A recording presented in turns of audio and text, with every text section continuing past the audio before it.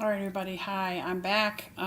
This is Dr. Gibbs, and this is a continuation of the live that I just finished. And I'm so sorry about that because I could not find the slide that I wanted you guys to have at the time when I was presenting that information. I know it was a lot and it was complicated. And I have lots of other material on my website that breaks those three issues down in somewhat more detail and hopefully more understandable, because I realize this is a very sciencey kind of topic and sometimes a little tough to understand. But here we go. I'm going to show you guys this lab set and I'll go over them one more time.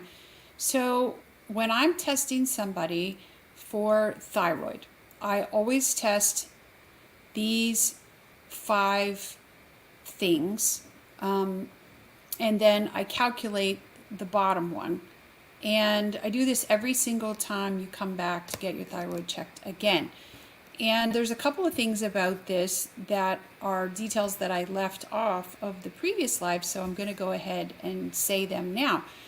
But first of all, let's go through the list and I'll just tell you what you're looking at. So free T4 is the level of free hormone that comes from your thyroid gland and circulates around in your blood.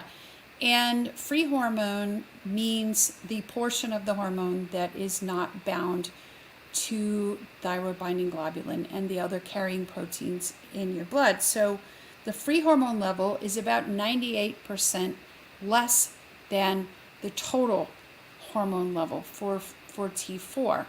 And so the reference range for free T4, if you go to the lab that I go to generally, will be about 0.8 to about 1.7.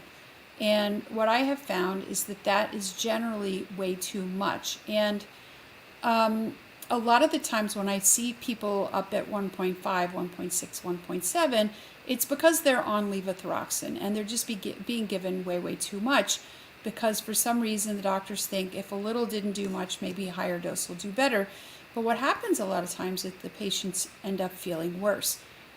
Furthermore, the higher the free T4 is, the more you make a lot of reverse T3 if you are in any of those scenarios that I was talking about with the short sleep, the high stress, the calorie restricted dieting, which anybody who's trying to lose weight has probably tried. So important to remember. So free T3 is the amount of activated thyroid hormone. So free T4 gets made by enzymes into free T3 in your body cells, which then goes to the nucleus of your cell, goes to the receptors and activates your metabolism. The reference range for free T3 goes from about 2.0 to about 3.8. So it's the amount that I think you need to have, 3.3 to about 3.8 or even 4, is about double what the bottom end of the normal range is. And if you get your free T3 checked, a lot of times what you will find if you are having symptoms of hypothyroidism is that even if your free T4 is in the reference range, and even if your TSH is in the reference range, that your free T3 will be lower than what I consider ideal. And if it is, you're going to feel crummy, no matter how high those other two are. All right, so total T3. In the previous live, I explained about binding proteins and why we have to check the total T3 and the free T3. And as you can see, when you compare these two, and I will, do it with this pointer, that if you compare to each other, you'll see that about 98% is bound and only 2% is free. So this number here is generally only about 2% of what this number is, because most of your thyroid hormone goes around your body caught up in these binding proteins. And so we measure the bound plus free, which is the total T3. The reason we have to do that, remember, is because the reverse T3 is a very, very tiny amount, and you cannot order it in a free hormone level. Now, if you could, that would solve all our problems, but you can't.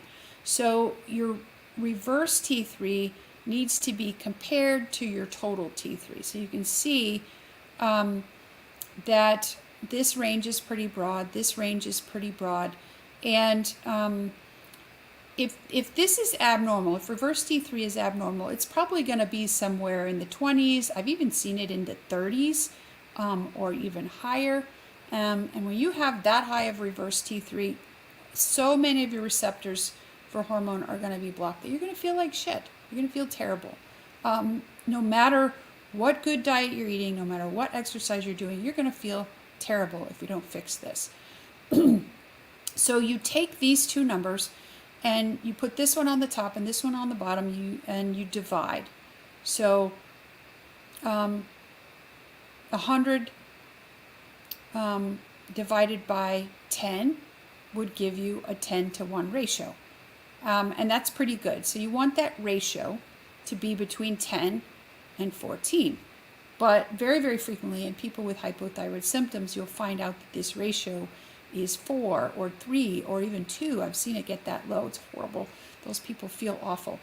And then the last test that we do, and this ratio is actually probably the most important test that I look at when I help people with their thyroid. This really gives me the best estimate of what their thyroid function is looking like in their body.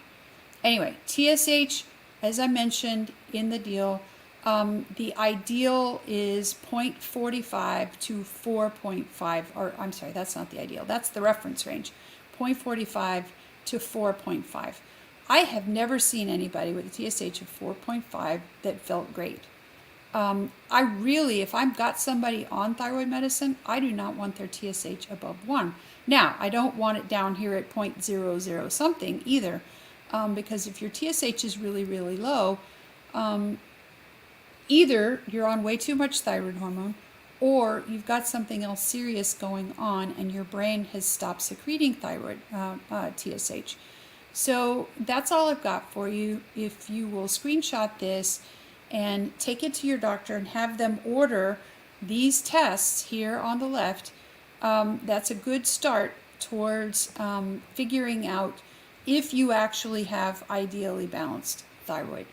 So that's all I've got for you today. And if you are looking for somebody to help you with your thyroid, keep me in mind. There are discovery calls available on my website, and that is www.danagibbsmd.com. Y'all have a great night. Bye-bye.